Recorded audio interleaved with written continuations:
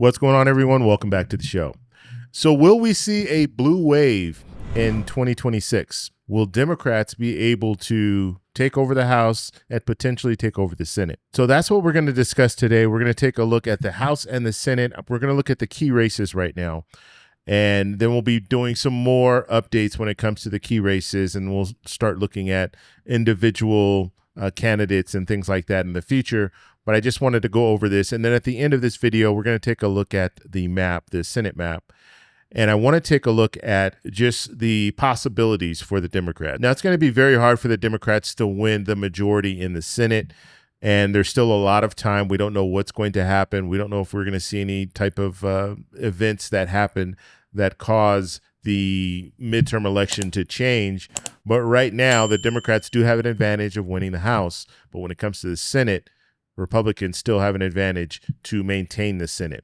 And I'll show you what I'm talking about. But the Democrats do have an opportunity to win in the Senate. And we're talking about this is going to be a Hail Mary situation, but they still have an opportunity to win. So that's what we're going to focus on in this video. But first off, you guys can do me a favor. Please like the video. If you're watching this video and you want to see more content like this, please consider subscribing to the channel. Okay, so no, I realize I'm doing new content now, and we're still going to talk a little bit about Social Security and retirement. I still will talk about that, but I do want to focus on the midterm elections a little bit more. And the reason for that is because this matters. This really matters, especially for people who are receiving Social Security, because believe it or not, we're in a situation where Social Security needs to be reformed. And we want to have the right people in office to reform Social Security and provide an increase for people receiving Social Security benefits. But in order for that to happen, you have to have the right people in place. And so that's why we're looking at some of these different races. We're going to be talking about some of these different candidates in the future. And we'll talk about their plans for the future, how they see different programs like Social Security and Medicare and things like that. So let's go ahead, and I want to move over to my illustration here. This is more of a table, not really an illustration, but we have the Senate battleground states. And I think I'm going to pull this up we might do it every day. We'll see. But I just want to go over some of the hot races that we're looking at right now. So when it comes to the Senate, one hot race that we're looking at is Georgia. And you have Jon Ossoff, who is currently the senator. So he's running for re-election. And this is considered right now a toss-up. Okay, it tilts to the Democrats, and I just want to show you this at the bottom here. So this is the source. This is where we're getting the information. Okay, so when it comes to Georgia, it tilts for the Democrats, but this is going to be a really close race. Okay, the way that the polls are showing right now, this is going to be very, very close. And so this is not a gimme for Democrats when it comes to Georgia. All right, looking at New Hampshire. New Hampshire, you have an open seat. And so we'll have two new candidates there. Now, this leans for the Democrats, and this is where we're thinking it's going to be right here, Pappas versus Brown. And so we'll have to see how that plays out. Now, looking at Iowa. Now, Iowa's interesting because Ernst, she is not running again. Okay, she's retiring. So we have an open seat here. Now, before, when we thought that she was going to be running, it was solid for the Republicans. But now it leans Republican. And so although Iowa tends to vote red, they voted for Trump, when it comes down to it, because this is an open seat, we could potentially see some competition between the Democrats and Republicans, and we could see a close race. Right now, Henson is the favorite, and when it comes to Democrats, we have no real front runner right now. But once the Democrats get a front runner, then maybe we will have a better idea of where this is going, where this race is going. Okay, next state, we're looking at North Carolina. So Tom Tillis, we know that he is not running for re-election, and so now that's an open seat. And it used to lean Republican. Now, this is showing that, Tom Tillis is still running. That's the way this is reading. But because this is an open seat now, it is a toss-up. And I'll show you the Senate map at the end of this video, but this is an open race. And Democrats have a real possibility of winning in North Carolina. All right, looking at the next race, we have Texas. Okay, this is Cornyn. And this is likely Republican. And so we'll see what happens in that race. But right now, Cornyn is a likely winner here. Okay, Michigan. Michigan is another open seat. Okay, and that leans to the Democrats. And so we'll see when I show you the Senate map. We'll talk a little bit about that as well. Minnesota, you have Tina Smith, and that's likely Democrat. And then we have Maine, Susan Collins. This is very interesting. And it looks like right now she says that she's going to run for re-election. This leans for the Republicans. However, Kamala Harris won the state of Maine. And so in Maine, we could see a Democrat do really well. And so we'll have to follow this. And Collins could potentially lose. Okay. Virginia, we have Mark Warner. And this is likely Democrats. And so those are some of the Senate seats that we will be watching very closely. Some of these seats we're going to be watching really closely. The seat in Iowa, I definitely want to watch closely. North Carolina. And then Ohio. Ohio, we need to watch as well. You have Sherrod Brown, that former senator. He lost, and now it looks like he wants to run again. It'll be different circumstances, too, because one thing that I think we need to be focused on is Trump is not running. Because Trump is not running, you're going to have some Trump supporters not show up and vote because they really have no interest. They were interested in voting for Trump, but they're not really interested in voting in the midterm election. So that is going to hurt some Republicans that won previously because they were able to ride Trump's coattails. Now they're not going to be able to do that. So mainly in the House is what we're talking about here. When it comes to the Senate, it's a little different because they're in office for 6 years. And so some of these senators aren't going to be impacted the same way that a representative would be impacted because they're running every 2 years. Okay, so let's go ahead and look at the House races too. I want to take a look at those. Okay, so we have New York 17 here. We have Mike Lawler. And this leans for the Democrats. So there's a potential there for a Democrat to take that seat. We'll have to see if that happens. We have California 27, Mike Garcia, Republican. And right now they're showing even as far as the partisanship. We have Arizona 1. We have David Schweikert, I think, Republican +1 district.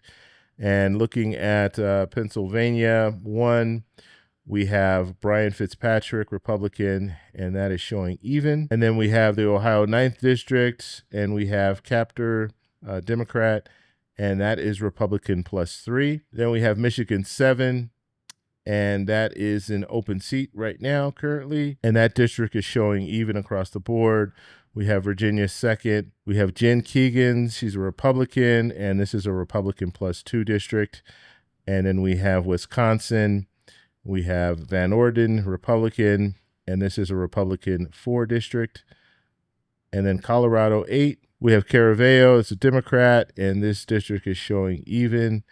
And then we have New York 22, we have Williams, Republican, and this is showing Democrat +1. And so those are some other races that we'll be keeping a close eye on. So this is in the House, and we know the House is Democrats are probably going to be able to take back the House in 2026.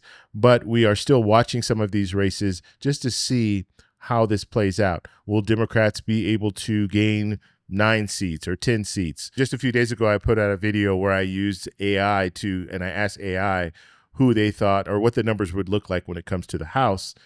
And I believe it was 224 for the Democrats and 211 for the Republicans. And so the majority, what you need is 218. So whoever gets to 218, they have the majority in the House. And so that changes a lot. If you're the majority, if Democrats are able to take back the House, then they will chair all the committees. They would take the Speaker of the House, which would probably be Hakeem Jeffries. And so a lot will change. And the Speaker of the House is a very powerful position. And in some cases, you can say the Speaker of the House is more powerful than the president because Congress legislates. Okay, they create the bills. It's not the president. And we're seeing the president now doing things that the House, that Congress actually should be doing, but Congress is allowing him to do that, like tariffs and things like that. And that's why an appellate court struck down the tariffs and said that you can't do this. This is Congress's role, and we'll have to see. It's going to go to the Supreme Court, and then they will ultimately decide. But when it comes down to it, if the Democrats are able to take back the House, they will now have power to check the president. Right now, the president is doing all these executive orders and all of this stuff, and they're not legislating much. We saw the big, beautiful bill. That's all we saw. And so that's why it's very important for the Democrats to win if they want any type of a check on the president. Because if they can't win in 2026, the president will be able to do whatever he wants to do in 2027 and 2028. Okay, so now let's look at the Senate map. Now, what I want to do is I want to go through this. When it comes to Republicans, they have the advantage. If you're looking at this map right now, we're seeing, and let's just take out Michigan as well. We'll put Michigan as a toss-up. If we're looking at this map, Democrats have 45, Republicans have 52. Now remember, Republicans only need 50. If they have 50, they will still maintain the majority because of the vice president. Vice president comes in and breaks a tie, and so Republicans will still have that majority. And so that's all they need. They can lose 2 seats here and still be okay. Now, if they lose 3 seats, then there's a problem. But I want to show you with the toss-up states, because we have to look at the toss-ups first. You have Ossoff in Georgia. Ossoff has a good chance of winning. He's an incumbent, but there are no guarantees. But for the sake of this map, we're going to say that Ossoff's able to win in Georgia. In North Carolina, that's going to be a close race, but Democrats could pull off North Carolina. So let's say they are able to pull off North Carolina. In Michigan, another close race, but the Democrats can pull off Michigan. So now we're looking at 48, Republicans at 52. Republicans still have the majority. Now, some other states that I'm looking at, Maine is one of them. Susan Collins, is going to be hard for her because she's going to have to defend Trump's record. And you see some politicians already, they've gotten out of the races. They've said, you know what, we're not running for re-election and all that. And some of them don't want to have to defend Trump's record. And so this is good. It's going to be very interesting to see what happens in Maine, because Collins has already been getting some pushback. And we've already seen, I think it was a ribbon cutting where she had people booing her and all of that. And I don't think she really handled that very well. And so we'll have to see what she does in the future. She has indicated that she wants to run for re-election. That could change, but right now her plan is to run for re-election. So we'll have to see if she's able to win, but let's just say she stumbles and she doesn't win and Democrats win Maine. Now we're looking at Democrats at 49, Republicans at 51. We have 2 more states that I want to take a look at, Ohio and Iowa. So Ohio, we have Sherrod Brown. He's a proven winner in Ohio. However, he lost the last election. So he does have the ability to win in a statewide race in Ohio. And so we'll have to see if he's able to do that. But let's say he's able to. So we see Ohio go to the Democrats. Now we have 50-50. As I stated, you need 51. Democrats will need 51 in order to take back the Senate. And so now we'll look at Iowa. And so now that Iowa is an open seat, Democrats have an opportunity. This would have been a solid Republican win if Ernst stayed in. But now that she's getting out, now it's likely Republican. And so we could see a charismatic Democrat win in Iowa. And if that happens, now Democrats have 51, and that's what they'll need. But as I stated, they're going to need to do a whole lot in order to win. Democrats will, because they need to win Georgia. They need to win North Carolina. They need to win Maine, Ohio, and Iowa. Now, of course, they could win some of these other states, but this is their best path to winning the majority in the Senate. And to be honest, it's going to be very hard for them to do that, but there's still an opportunity.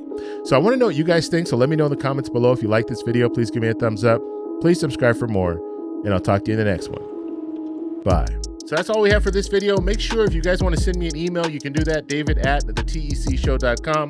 Like the video, subscribe for more, and check out these videos over here for some more great content. Talk to you later. Bye.